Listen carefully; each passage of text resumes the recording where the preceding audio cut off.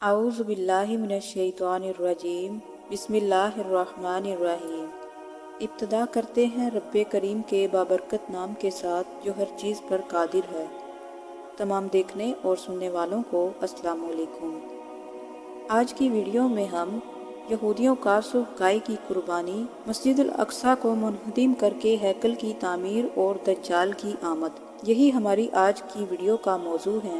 इसीलिए आपसे दरख्वास्त है कि वीडियो को आखिर तक ज़रूर देखें, और अगर आपने हमारे चैनल न्यूज़ स्टोरी को सब्सक्राइब नहीं किया तो हमारे चैनल को भी सब्सक्राइब कर लें ताकि इस तरह की मालूमाती वीडियोस आप तक पहुंचती रहें।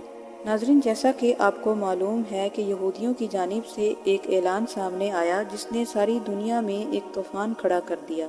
यहूदियों ने सुर्ख़ गाय की कुर्बानी की तैयारी मुकम्मल कर ली और उसकी तारीख भी तय कर चुके हैं। ये लोग सुर्ख़ गाय की कुर्बानी करने के बाद मस्जिदुल अक़सा को मुनहदिम करके हैकल की तामीर करना चाहते हैं ताकि इनके मसीहा की आमद हो सके। सुर्ख़ गाय की कुर्बानी यहूदियों में एक अहम रस्म है। यहूदियों के मुताबिक हज़रत मूसा अलैहिस्सलाम के ज़माने से लेकर अब तक सिर्फ 9 सुर्ख़ गाय की कुर्बानी दी गई। सुर्ख़ गाय की राख को पाक करने के लिए इस्तेमाल किया जाता है। यहूदी जब मुक़द्दस हैकल की तामीर करते हैं तो वो इस तामीर में इस्तेमाल होने वाले आलात को पाक करने के लिए सुर्ख़ गाय की राख का इस्तेमाल करते हैं। सुर्ख़ गाय की कुर्बानी और मस्जिदुल अक़सा को मुनहदिम करना और वहाँ हैकल की तामीर, ये सब वो अपने झूठे मसीहा की आमद के लिए कर रहे हैं। सुर्ख़ गाय को जलाने के बाद इसकी राख को पानी में मिला दिया जाएगा और फिर उस पानी को हैकल की तामीर के इर्द गिर्द 7 मरतबा छिड़का जाएगा और फिर उसके बाद दज्जाल की आमद का ऐलान होगा। दज्जाल की आमद दरअसल बहुत बड़ा फितना है। दज्जाल का फितना तारीख़ इंसानी की इब्तिदा से लेकर इंतहा तक तमाम रूनुमा होने वाले फितनों में सबसे बड़ा और ख़तरनाक फितना करार दिया गया है। इस फितने की बड़ाई और शिद्दत का अंदाज़ा इस बात से भी लगाया जा सकता है कि तमाम अंबिया कराम ने अपनी अपनी उम्मतों को इस फितने से डराया। दज्जाल के मायने झूठ, मकरो फरेब और धोखे के हैं। दज्जाल भी हक के साथ बातिल को मिलाकर झूठ बोलेगा। ये अव्वलन खुद को मोमिन साबित करेगा और लोगों को भलाई की तरफ बुलाएगा, लेकिन फिर नबूवत का और फिर आखिर में खुदाई दावा करेगा। मशहूर है कि इसकी असल यहूद से होगी। मुख्तलिफ अहादीस के मुताबिक दज्जाल का जो हुलिया बयान हुआ वो ये है। दज्जाल एक जवान मर्द होगा और दराज कद होगा। वो एक आंख से काना होगा और उसकी कानी आंख ऐसे होगी जैसे फूला हुआ अंगूर हो। उसका सीना चौड़ा और अंदर की तरफ धंसा हुआ होगा। दज्जाल की पेशानी चौड़ी होगी और उसकी पेशानी पे काफ फे रे यानी काफिर लिखा हुआ होगा, और उसको हर मुसलमान जो पढ़ना जानता हो या न जानता हो पढ़ लेगा, और उसके बाल घुंघराले होंगे। दज्जाल के निकलने से पहले दुनिया की बहुत बुरी हालत होगी। जैसा कि अहादीसे मुबारका के मज़ामीन से पता चलता है कि उसके निकलने से 3 साल पहले दुनिया में कहत आम हो जाएगा। पहले साल आसमान 1/3 बारिश रोक लेगा और ज़मीन 1/3 पैदावार को रोक लेगी। दूसरे साल आसमान 2/3 बारिश और ज़मीन 2/3 पैदावार को रोक लेगी।